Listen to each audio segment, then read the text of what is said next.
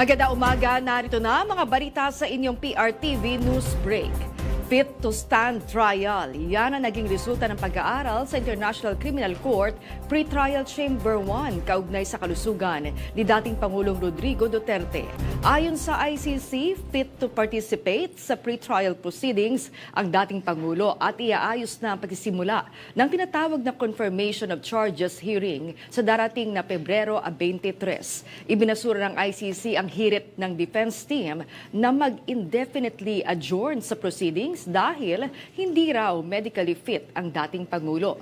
Naunang sinabi ng Defense Counsel ni Duterte na si Nicolas Kaufman na deteriorating ang kalusugan ng dating Pangulo.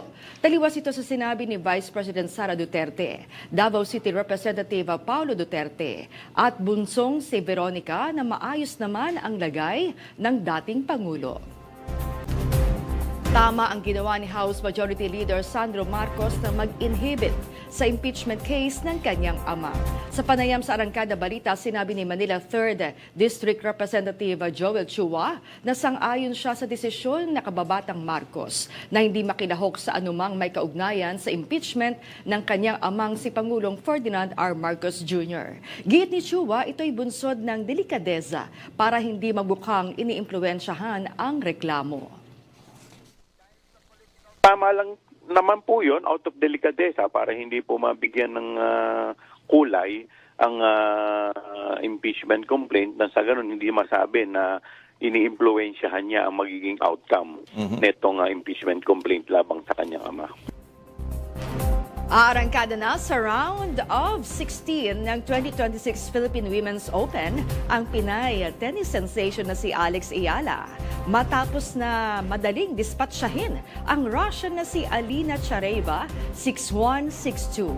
Sa harap ng mga Pinoy fans sa Rizal Memorial Tennis Center sa Malate, ipinamalas ni Ayala ang kanyang talento, kaya't naging world number 49 ang kanyang ranking. Ito rin ang kanyang unang pagkakataon na maglaro sa Pilipinas, kaya't determinado si Ayala na talunin ang world ranked number 163 na kalaban.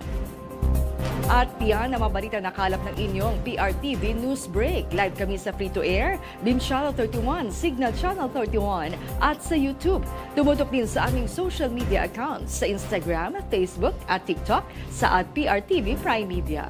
Ako po si Maan Makapagal. Magandang umaga.